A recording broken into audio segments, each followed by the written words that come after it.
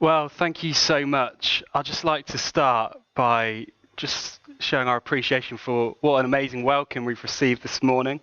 Really, really touching. Great to meet so many of you already. I'm really looking forward to continuing to do that after the service as well. It's really great to be here today, to be sharing with you all about the work of TLG and our vision for the local church across this nation. So really looking forward to sharing with you about who we are, about what we do, and to focus on our early intervention programme as well. So to give you a bit more detail on what I'll hope to be covering today. So I'm going to share with you about the huge issue of school exclusions across the UK. You'll hear about our early intervention programme and how it works in partnership with churches. I'll tell you about the huge part that faith plays in all the things that we do at TLG. I'll hopefully share an encouraging message about the local church in social justice. And finally, I'll let you know about how you're able to join us at TLG through prayer, through staying in touch, and regular giving. So quite a lot to get through today, so I better get started. To give you a bit of context, it was my privilege to meet with Joan and Arnott back in October. We had an event in Manchester where we were welcoming churches from across the city and further afield, all shapes and sizes. And Joan and Arnott were right at the front with lots of incredible questions, keeping us on our toes. So we really appreciated that. And it's been great to share with them more in the last few months about the work that we do, and whether that could potentially fit in with your ministry here at Union Road. So let me share with you more about who we are at TLG. Well, we are a Christian charity that works nationally. We work from Aberdeen right down to Newquay in local churches who are engaging in their local schools. And our mission is to help the church to bring a hope and a future through education for children and families. So as a result, we want to help churches everywhere to enable them to become the place that children and families turn to for help, ensuring that children thrive in education and stay in course. So we do this through partnership. So we've got a huge heart for young people at TLG and a huge heart for partnership with the church.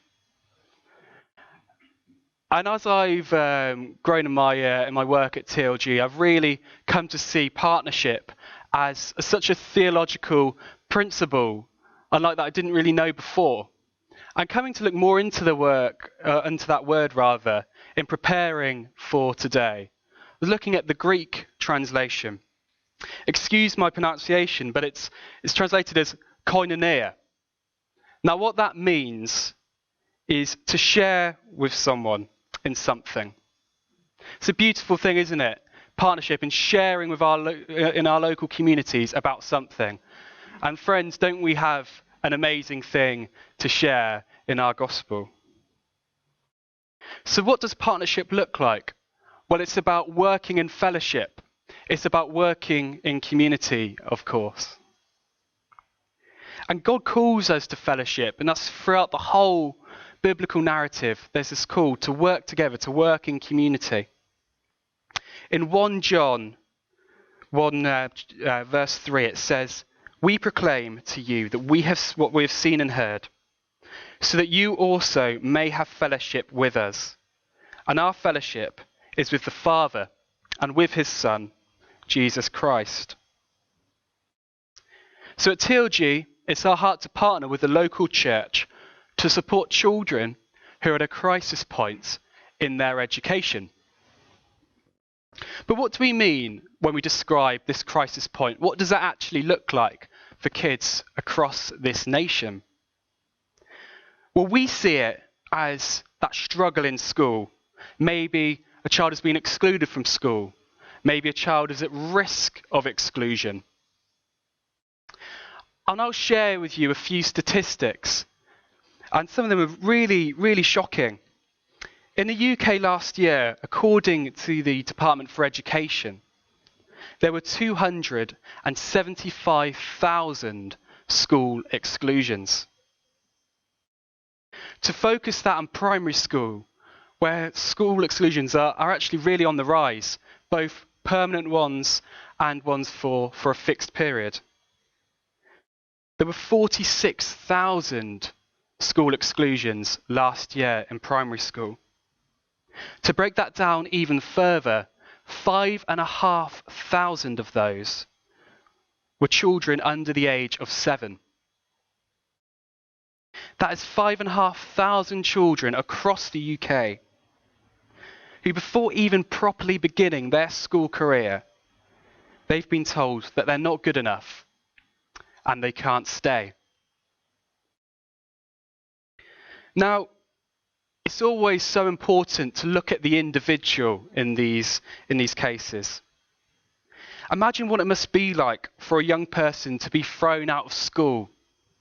It can so often lead to lots of other issues, a loss of hope, and the next steps can easily be low self-esteem, crime, and gang culture. 88% of youth in young offenders institutes were excluded from school. Friends, there's a cycle that exists, that once the exclusion happens, it leads to so many other things. And at TLG, through the church, we want to break that cycle. We want to say that there is a better future. There is hope. There is always another chance. And so many of these exclusions, they aren't just by chance. We must always ask ourselves, what is behind that persistent bad behaviour for the reason of the exclusion? There are many factors that are affecting children and young people today that can lead to issues at school. Bullying, peer pressure, maybe family breakdown. Now, you may listen to what I've just told you and hold excluded children entirely accountable for where they find themselves. Or like me, you may see the injustice that there is in a child growing up in distressing circumstances outside of their control. And it's then that we understand that those children and young people, they're not just the naughty ones that society labels, but they're victims of the world around them. Now, this is a case of significant injustice in every town and city across the UK. So, I thought before I go into more detail and share with you some stories of young people that we've worked with, that we'll start with a bit of discussion. So, I've got a question for you guys. How did you find school? What kind of challenges did you find? So if you'd like to discuss with the people next to you for a few moments, then it would be great to share with you a story. Thanks. So to look back at my experience of school, there was a particular year where I found really challenging. It was year 6.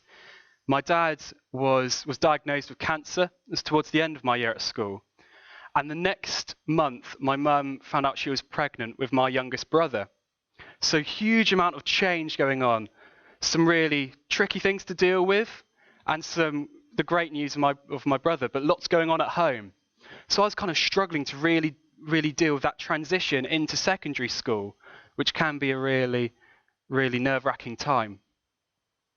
But what I found and what I came to learn looking back at that is just the value of being able to share how you're feeling with someone that you really trust, that you really know well. So I'm now going to share with you a story about a young person that faced a crisis point in her education. But thankfully, through a local church, she was able to get some help. So let's call this girl Josie. Across the board in year 6, Josie was struggling. She'd experienced physical and sexual abuse in the past. Her levels in all academic subjects were really low. She struggled with low self-esteem and self-worth. And her behaviour in class as a result wasn't great. She would so easily get distracted, and she couldn't cope with the work set before her. By the age of 11, her reading age was that of a 6-year-old. Now that could easily have been the end of the story, but let me share with you about what we found at TLG to really work. So we're now going to show a short animation about how we're helping children and young people, just like Josie, throughout the UK. Thank you. I wish things were different. I don't like it when they fight.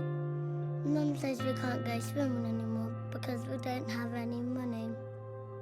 I feel worried and scared. When I'm at school, it's hard to concentrate. And when teacher asks me a question, I don't know the answer. I feel embarrassed and alone. I wish I had someone to talk to. And now I do, I have Sam. I get to see her every week for a whole hour, for a whole year. Sam listens to me and makes me feel special. We talk about how I'm feeling, and I also get to do fun things too. Because I'm not worried anymore, school is easier for me. And I'm not naughty anymore. Sometimes Sam talks to my dad as well, so my dad is less worried too. Sam says that loads of other kids are struggling in school like me. That's why her church brings volunteers to my school and to other schools too. Now the other children don't have to feel alone either. But what if I was older? What if I never met Sam and kept struggling in school, feeling embarrassed, alone and worried? And what if I stopped going to school altogether? Who would help me then? TLG still can. They are places where teenagers like me can go. A place where we can get qualifications, but more importantly get the personal help we need to get back on track. But thanks to Sam, I think I'll be okay when I get bigger.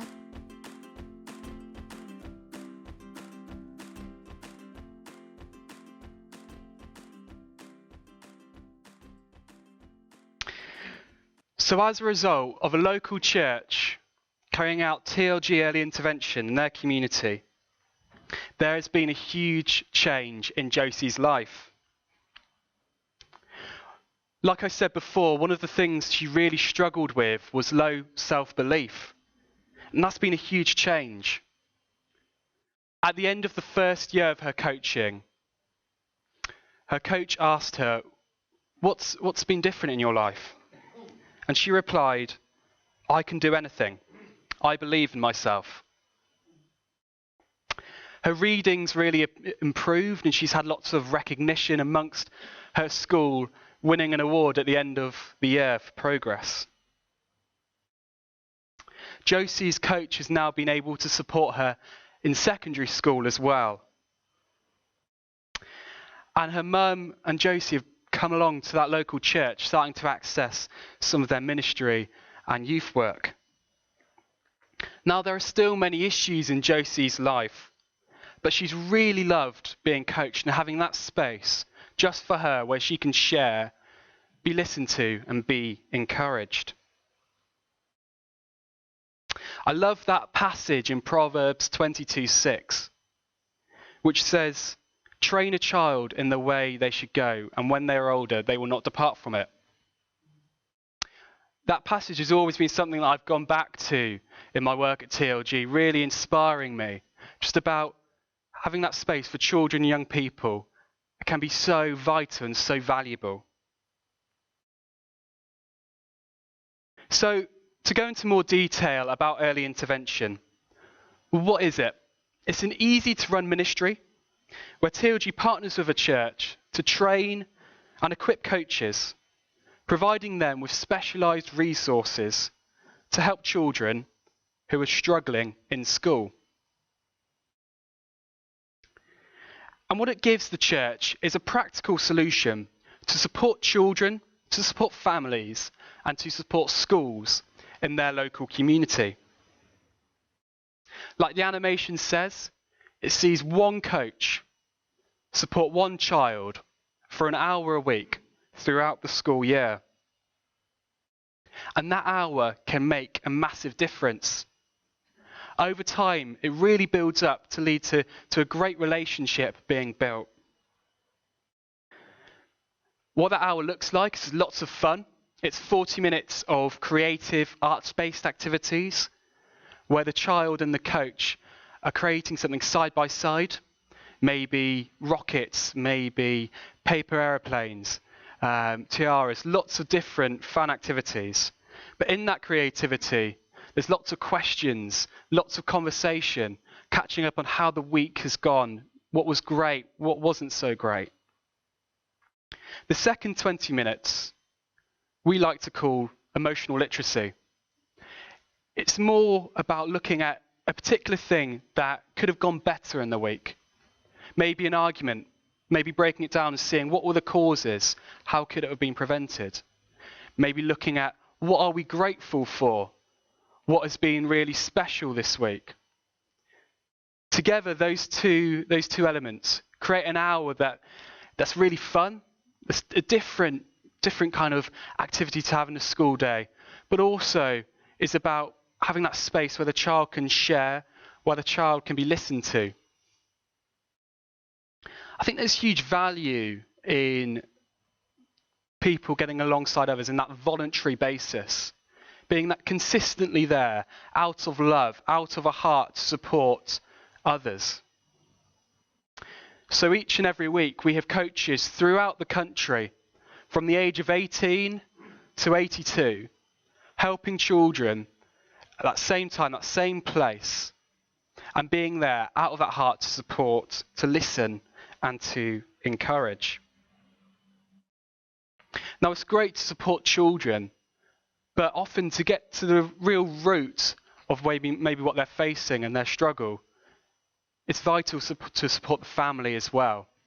So family support is a huge heart of early intervention. We do that for a number of ways. Coaches keep the families up to date with how things are going.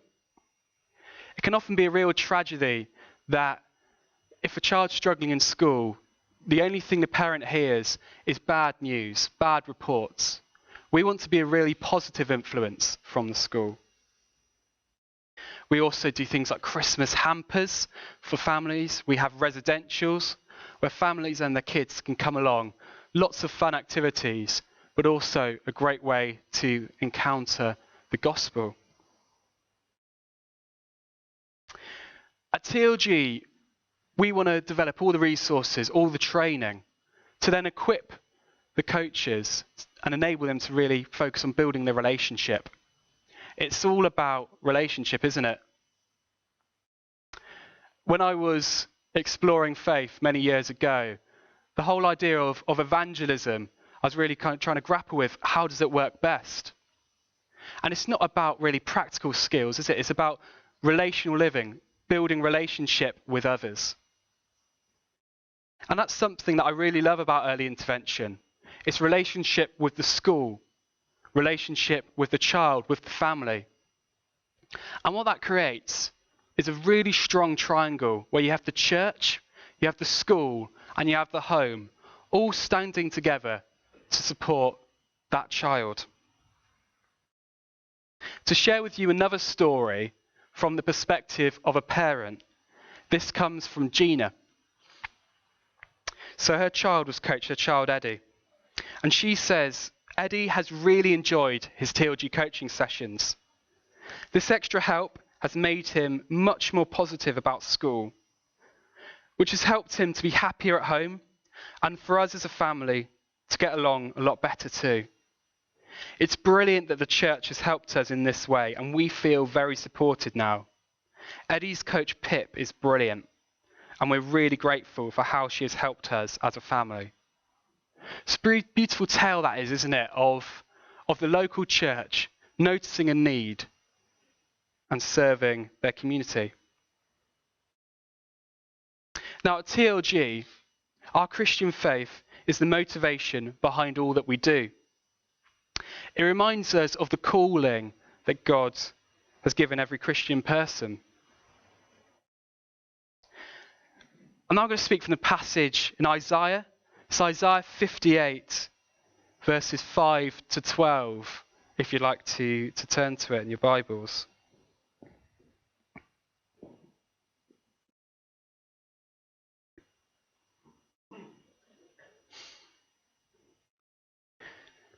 So Isaiah 58, 5 to 12.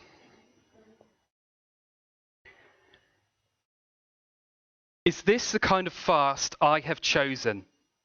Only a day for people to humble themselves? Is it only for bowing one's head like a reed, or for lying in sackcloth and ashes? Is that what you call a fast, a day acceptable to the Lord? Is not this the kind of fasting I have chosen? To loose the chains of injustice, to untie the cords of the yoke, to set the oppressed free, and to break every yoke? Is it not to share with you your food with the hungry, and to provide the poor wanderer with shelter? When you see the naked, to clothe them, and to not turn away from your own flesh and blood?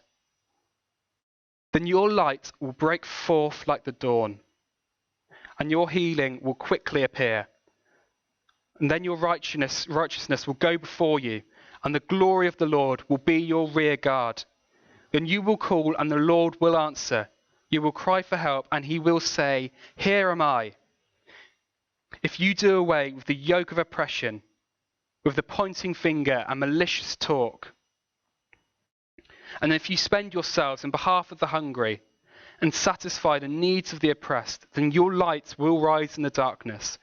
Your night will become like the noonday. The Lord will guide you always.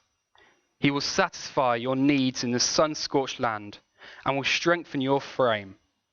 You will be like a well-watered garden, like a spring whose waters never fail. Your people will rebuild the ancient ruins and will raise up the age-old foundations. You will be called repairer of broken walls, restorer of streets with dwellings. I really love this passage because it links our personal spirituality with our social responsibility. Now, these were always meant to be linked. It's a rally cry for mission that goes far beyond words. Social involvement and sharing the gospel, the message of God, go hand in hand. So how do we speak that in the way that leads us to follow up with action? And how does our social action open up the opportunity to share our faith? In verse 6, it says, "Loose the chains of injustice, undo heavy burdens, let the oppressed go free." When we look at the life of Jesus, it's easy to see, isn't it, that he was concerned about justice in his day. The Pharisees had created a religious system that kept the people down. And in response, Jesus had strong words for them. He was welcomed by the ordinary masses because he recognized the oppression that they lived under. Just look at the temple guard in John 7:46, who recognized how different Jesus was. "Never a man spoke like this man," he says. Now, you've heard the statistics with thousands of young people being excluded from school every year. Now, there's a problem there, of course, and we know that it is more effective to get in early. Prevention is better than cure. But do we leave it to the state? What role or mandate does the local church have in this nation? In verse 7, feeding the hungry, giving shelter to the homeless, providing for the poor. If we know that God wants us to correct injustice, then we need to do something about it. We're challenged about this in the book of James, chapter 2. It says, "What good is it, my brothers and sisters, if someone claims to have faith but has no deeds? Can such faith save them? Suppose a brother or sister is without clothes and daily food. If one of you says to them, 'Go in peace, keep warm and well fed,' but does nothing about their physical needs, what good is it? In the same way, faith by itself, if it is not accompanied by action, is dead. When we show our faith with action, we back up that we also say. Social justice is followed by social action. So we must react to the injustice that we see around us. As Christians, it's so important, isn't it, to take our call to social action seriously. Well, how do we do that? By caring for our communities. It was a real pleasure to hear about all of the different ministries here at Union Road and how the church has moved in the last 7 or 8 years or so to right at the centre, right at the heart of their community, and through things like tasty teas, through Cap Money, through Noah's Ark, lots of brilliant ways to engage with the community. And do you believe that's so inspiring for us, for me and Rosie, in coming back to Bradford and sharing about what this lovely church is doing. In verse 10 it says, "If you spend yourselves in behalf of the hungry and satisfy the needs of the oppressed, then your light will rise in the darkness and your night will become like the noonday." When we think of the term care, it's easy, I find, to associate it with a vocational position, whether that be for children or the elderly. But to care is to address need. To care is to place value in somebody's life. It's crucial for the church, as verse 10 implies. Care, it requires heart and soul. It's not something to do half-heartedly, is it? We've come to expect care to be the domain of the state only.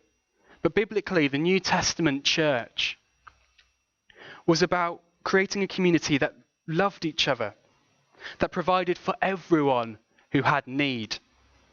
And this was radical action. It was part of the reason for the early church's rapid growth in its day. It was a new way of living, a new kind of community. Can we therefore use that as a model for the church in the 21st century?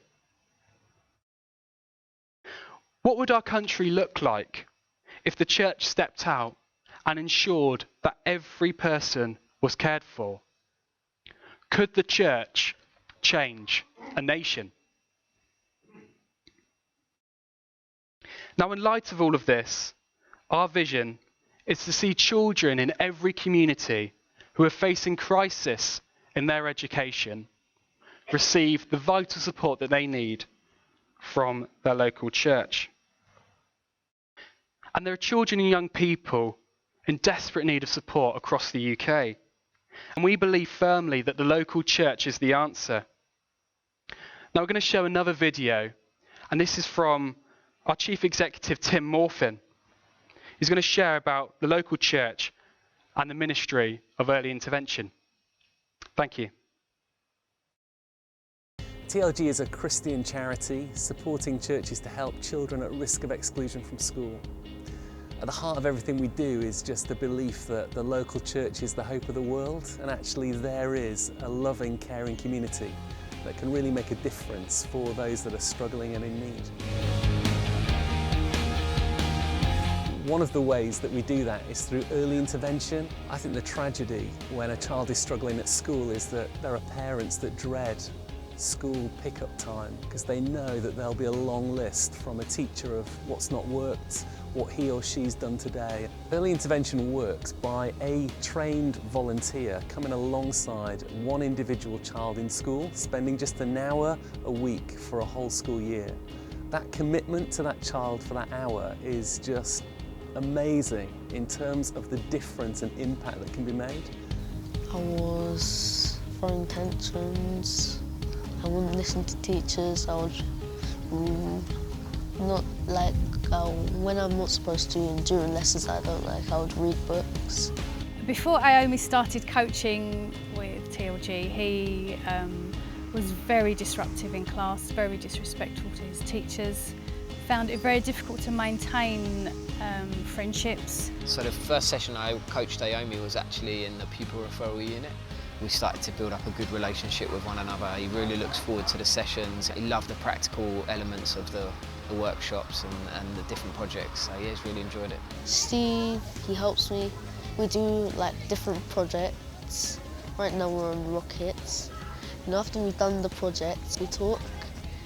He's made some really good friends this last few months and friends that I know that are going to stick with him. It's enabled us as a church to see the wider focus of TLG, that it's not just something that happens midweek during the school term, that it's actually spreading into the life of the congregation. We've seen that churches of all shapes and sizes can make a difference through TLG early intervention. Whether you've got 5 people or 500 people, every church, every part of the country can make a difference and do that so quickly. There are children growing up in some of the most tragic circumstances, those that face poverty and deprivation, and that then means that they face a huge challenge in terms of engaging in school. And just to give 1 hour from the week, we can all do that, but actually in doing that we make such an impact on children who need that help right now.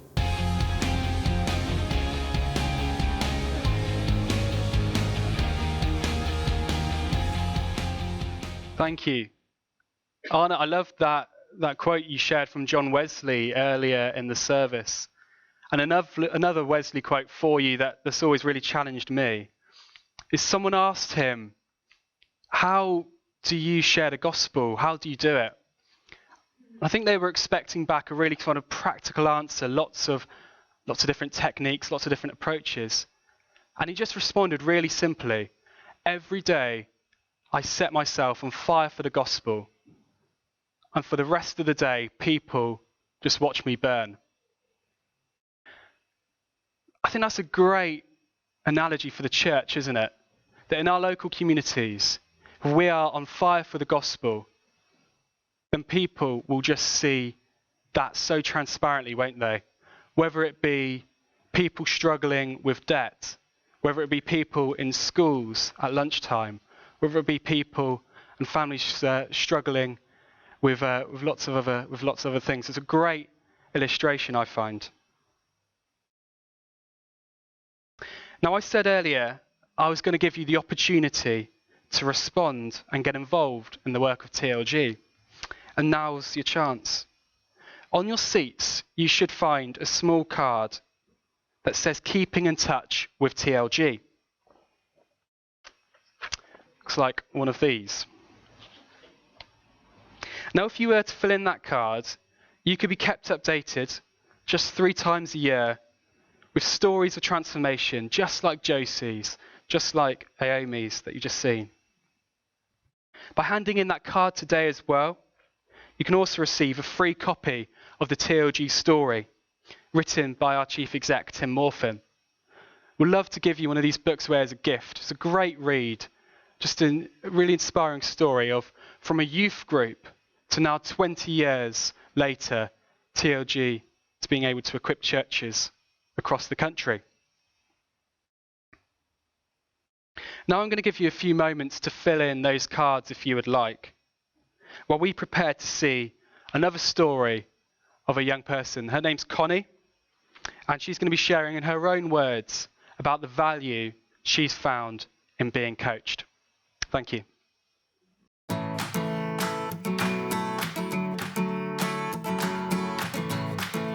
My name is Connie. Before I started coaching, I was finding school tough because I had things going on out of school that were making me upset. I had my dad being a bit angry and mum and dad splitting up and a few of my animals and cats dying. I felt school was a bit scary because I had some problems and I didn't know who to go to. I used to get in trouble for getting distracted or annoyed, so I had to be taken out of class. My coach is Catherine and she was kind and caring and understanding. I think it's a lot more comforting and I know who I should go to if I get a bit upset or scared. The coaches help me by having charts of how to sort out, or if I get angry, what to do. My mum and my family and teachers have been noticing how well I've been doing. As a result of, at home I've been happier, and at school I've been happier and smiling a lot more. Thank you for being really kind and sorting out my problems and helping me figure out ways to stop worrying. Thank you for helping me.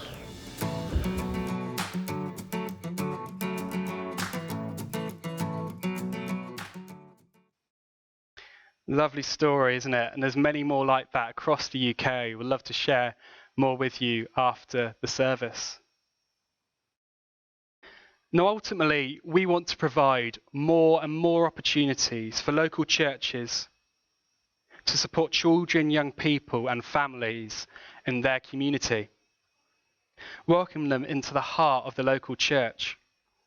And I know, like me, that you want to see more lives changed, just like Connie's.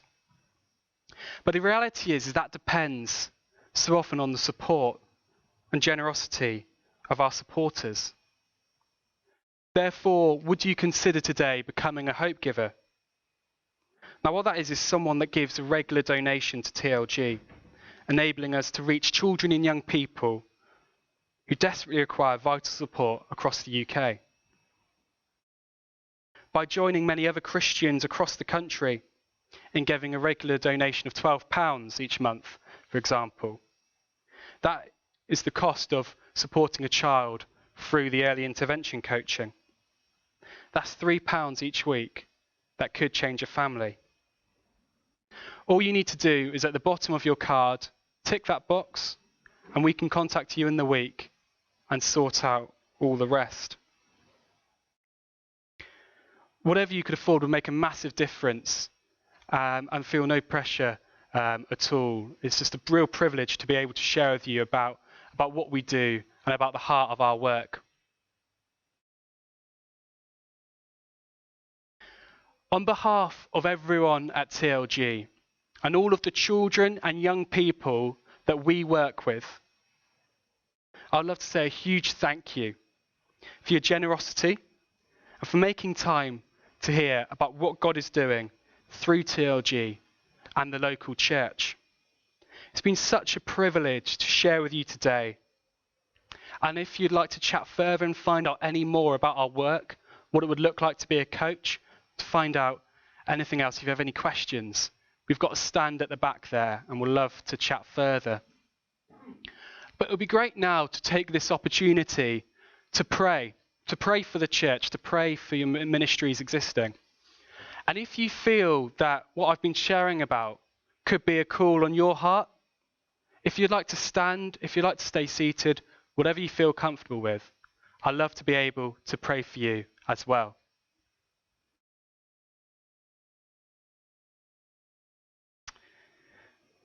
Father, thank you for Union Road. Thank you for just the many ways you're working through it, and just the outpouring of your love, of your spirit, of your gospel is so evident to see.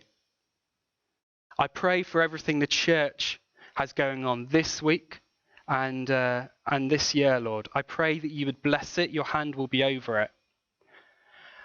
Father, I thank you for the welcome that we've received here. Thank you that we stand in fellowship as brothers and sisters in you. And we pray, Lord, that today and onwards this week, we would learn more of you, more of your love, and we would have a fresh revelation of your gospel and of your heart for those who are less fortunate than ourselves. So we look for you, Lord, for wisdom. We look for you just to be able to share your gospel, to share our lives with others. And we thank you, Lord, that you use us in doing that. So we thank you for your faithfulness. We thank you for your goodness to us. In Jesus Christ's name, amen. Thank you so much.